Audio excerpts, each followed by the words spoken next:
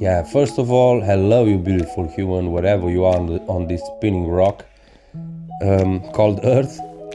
I want to talk to you today about judgment, and I want to talk to you about judgment because I was thinking about judgment for the last couple of weeks. I think it really bothered me because I didn't know how to not judge people, and this thought process was triggered by a Bible verse in Matthew 7, which says, "Do not judge, or you too will be judged.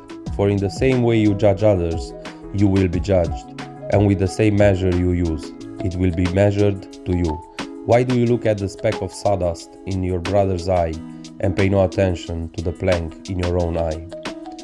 So what's really interesting is the fact that the same judgment you use on others, you also use on yourself.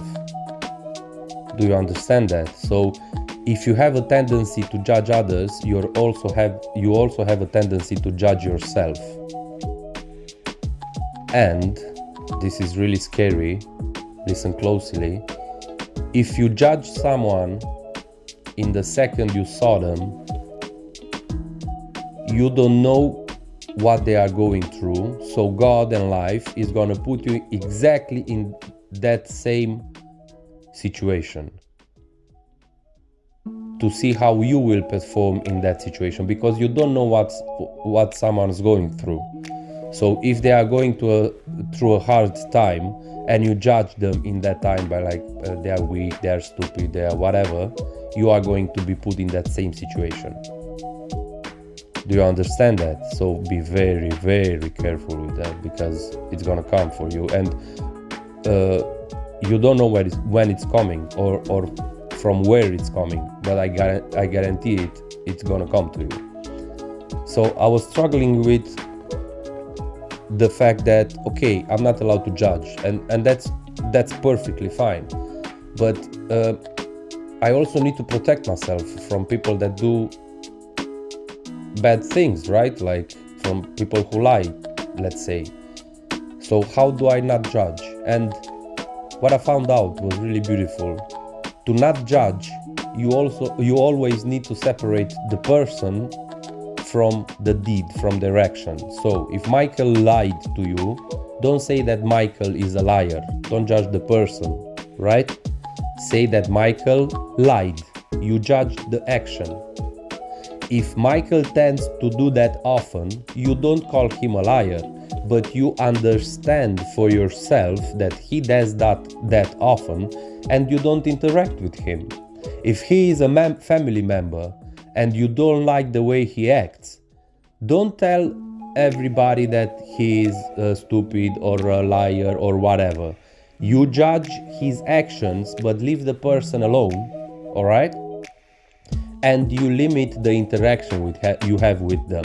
If they are someone you don't like how they are behaving, so it's not aligned with your road or your values or whatever, yeah, and you don't want to interact with them, don't do it. You're not obligated to interact with everybody, okay? But if they are a family member or someone you cannot exclude totally from your life, yeah, don't judge the person, judge the action, all right?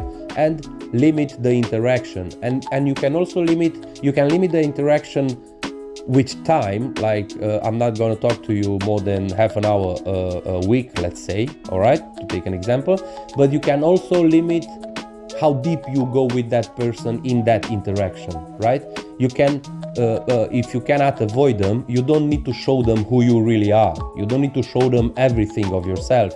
You don't need to give them anything. It's like you can talk about the weather. Whenever you see him, you're like, hey, this is Michael, I'm not judging him. He has these tendencies, his behavior is like this. I'm not having a problem with the person, but I'm not aligned with this behavior, all right? So you can talk about the weather. Hey, Michael, it's raining outside, yeah? And if he tries to go deeper, you can stop that.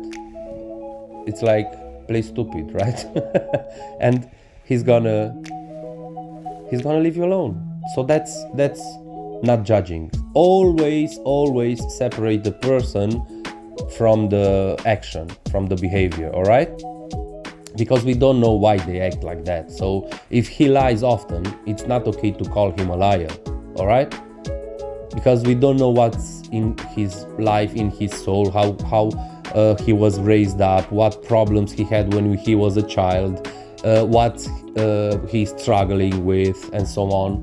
But you also don't need to save everybody, right? Because you cannot help anyone if they don't want to help themselves. So separate the person from the actions. Look at the actions. If you don't like the actions, limit the time you interact with that person, but also limit how deep you build the relationship with them, so you can stay really, really shallow. All right, manage also the time, but also manage also the interaction, because like it says also in the Bible, don't throw your pearls before pigs, or they may turn around and bite you, right? Or trample them under their feet. So all right, it's on you. Okay, hope that was helpful. Big love. Bye.